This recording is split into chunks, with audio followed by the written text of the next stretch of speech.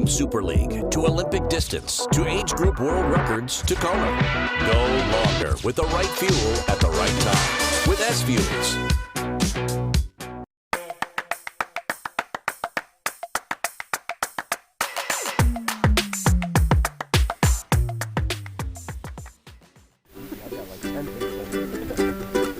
I want to go back to my little grass shack in Kealakekua, Hawaii,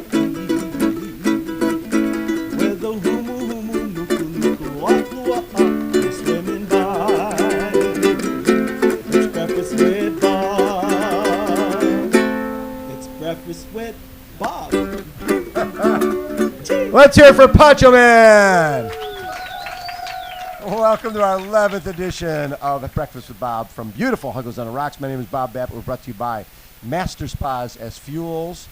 Go longer. HOKA Let's Fly. Form Smart Swim Goggles. Quintanaroo. Zoot, the original triathlon brand. And, of course, our Challenged Athletes Foundation. Our next guest was third here. It must seem like about a decade ago. In 2019. This year she's won Ironman Cairns, Ironman Australia, Ironman 70.3 Santa Cruz, but the only race that really matters is here. Sarah Crowley joins us, everybody. Round of applause for Sarah. Thanks, Bob. It's so good to be back. So good to be back. So good to be back. Yeah. So you struggled a little bit during all this time. I mean, it's funny. People think, okay, Ironman World Championship hasn't happened in Kona in 3 years. We forget that it wasn't happening in October. Then it wasn't happening in February because they said we're in February. Then it was October. So it's like these, okay, we're excited, we're bummed. We're excited, we're bummed. You had a hard time with that because this race is everything for you. Yeah, so I guess with my background, I raced ITU years ago, and then I went back to work, and I'm actually a chartered accountant in my You're an accountant. other life. You're a CPA. Chartered accountant, yeah. Okay. That's an accounting joke.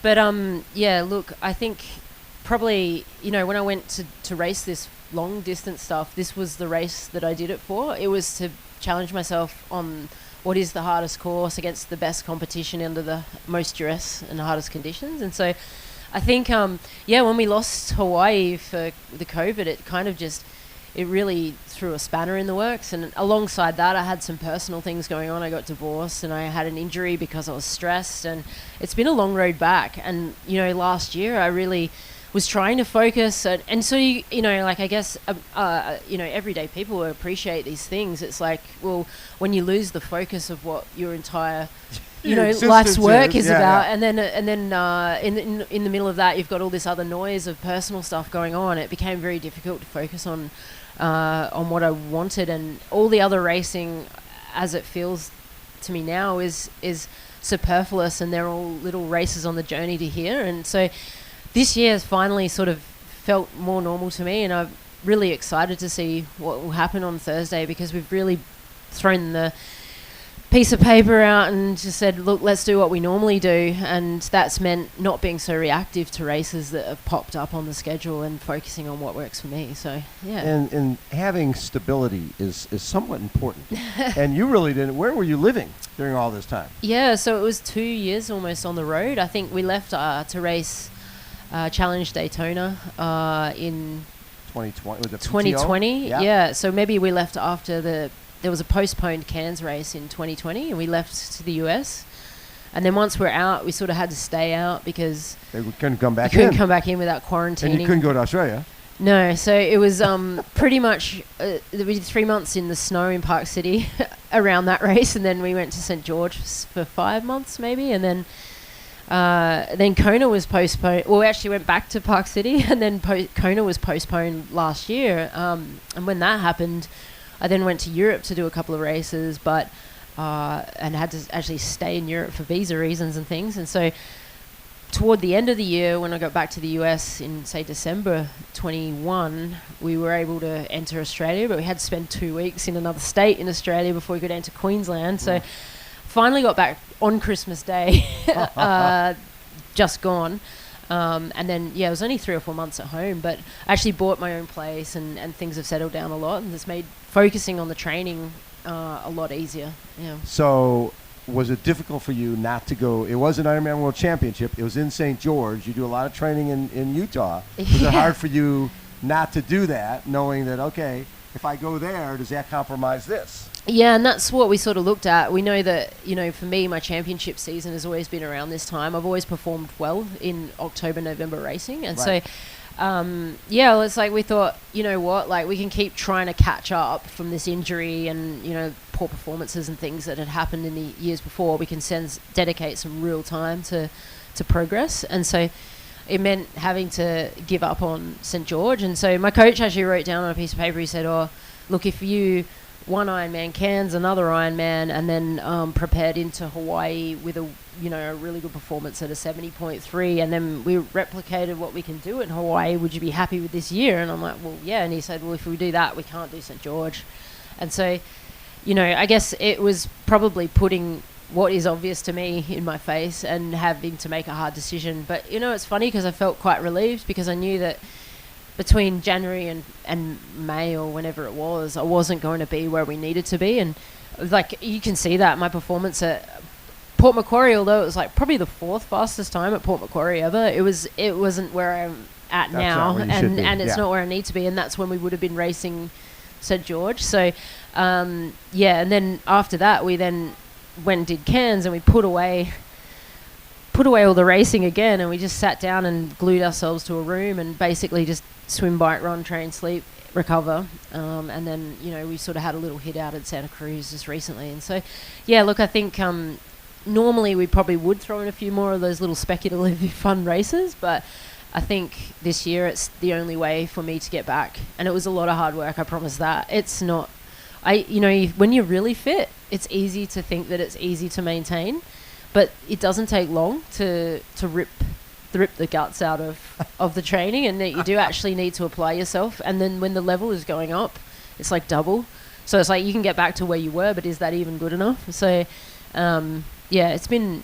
I know that I've spoken to you recently in the last year or so, and I'll be like, yeah, I feel like I'm okay. Like, we in Miami and stuff, and like we were, one little tenth of the way there at the time. It's not where we needed to be, and it really just took time with my coach and just dedicating it to training. So the last time we were here, you had a great race with Lucy Charles. Yes. Right? Back and forth. Usually, when you pass somebody, they don't come back. No. But Lucy came back. Yeah. Look, I thought about it for 3 years. And for 3 years. That's the hard part about that. It's like you can't move on to the next race because it doesn't happen for 3 years. Yeah, and then it's actually only occurred to me running on that hill sort of yesterday, actually. And I was like, well, it is quite steep. And then looking over like my Strava segments for that bit, and I was like, actually, I could have probably approached that pass a little differently. And like, it's taken me that amount of time and actually to have been back here to work it out. But I mean, obviously, you're not most likely not in that exact same scenario again. But I think, to be honest, I think with this is an example of how your mind gets affected by personal stuff and you get the noise. It's like, I didn't actually sit down and go, how could I? People said, you should have done this, you should have done that, but I never really thought about how I may have done it better. Right. And I think now it just shows a switch in my mindset. It's like, okay, well, this is what you should have done. And I think it's just taken that amount of time to get the clarity around the focus on the racing and all that sort of stuff. And you've always been that focused type of person. When you first got into the sport, you realized, you know what, my cycling is not good enough to be at the top level. So you became a top cyclist. You just focus on cycling. And then just focus on running. Yeah. Right? And that's you don't see that a lot. People just will continue to do triathlon. You walked away from it to focus on becoming a better cyclist to go back to triathlon. Yeah, I was fortunate enough at Deloitte, we actually sponsored a women's cycling team.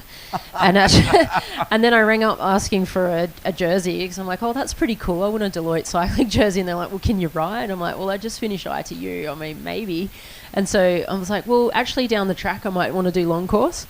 And we actually had some great names in that team, like Wes Salzberger, who raced the Tour de France. His sister raced in our team, and Georgie Baker's been winning quite a bit at the internationally in cycling, was in our team as well. So we had a really good team. But yeah, like I focused on that a little bit, and then I have a running background, right. And then I specifically chose my coach Cameron Watt because of his swimming, and that's really the piece that was missing.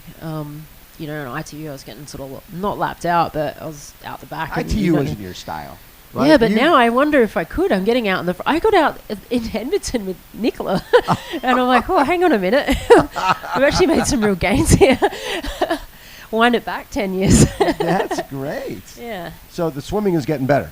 Yeah, it's improved a lot. Maybe that's a little, like, I guess, a bonus from having an injury. Well, I've You had focus 2 on stress swim. fractures in the same spot. But yeah, we focused real hard on swimming. And that last time we did it like a swimmer as opposed to like extra swimming as a triathlete. We swam like a swim. First thing in the morning and Double swims, Yes. heart rate sets in the afternoon, that sort of stuff, rather than just, let's do some more strength in the pool and whatever. Right. We actually went real hard at it. And I think I've now clicked and locked into a lot, like another level with the swimming. So I'm quite proud of that. What do you look back at as your best race?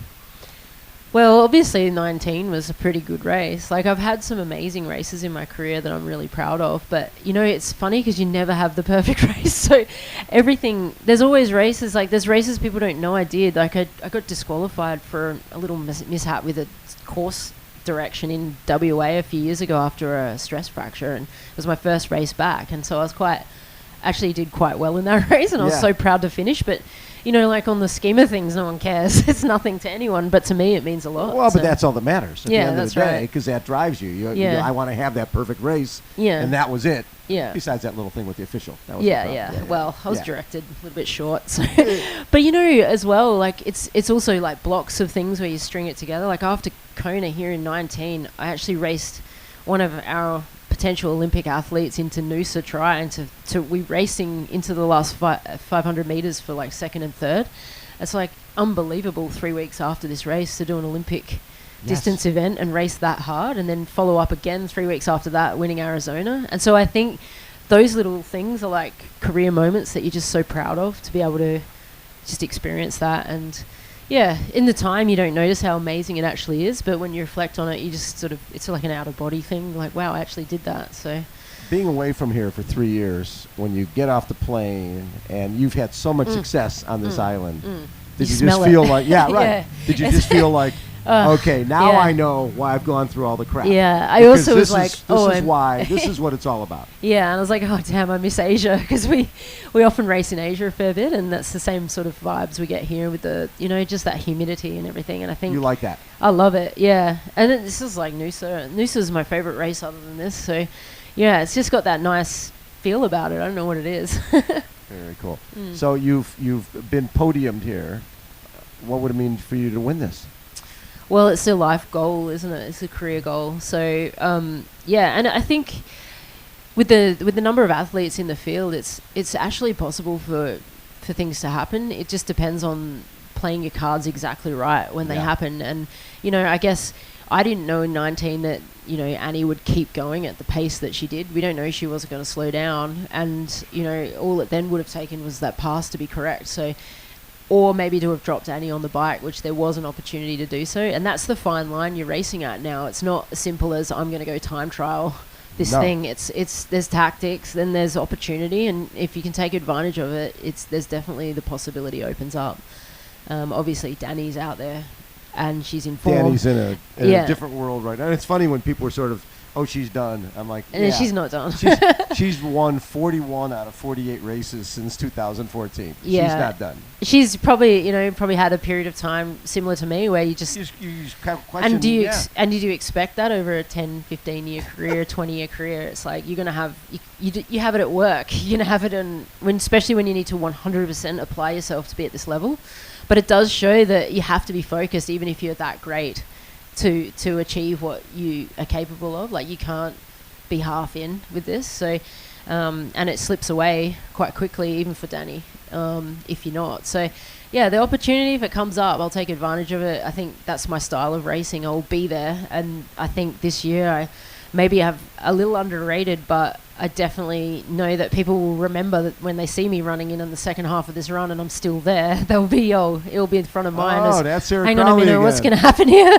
Running her way to the front Yeah. like she and, always and does. to be honest, I had that same experience in 18. I think I was in third and we're coming out of the energy lab and I got passed rapidly by Sarah True.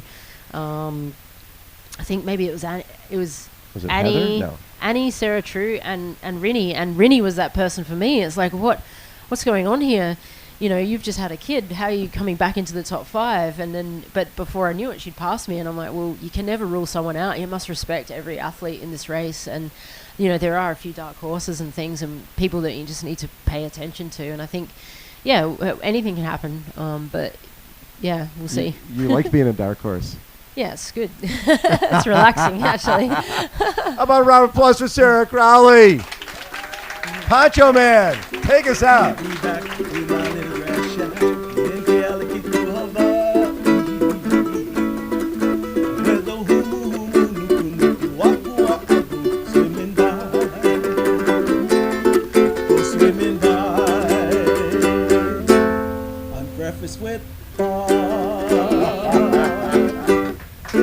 Thank you, Poncho Man.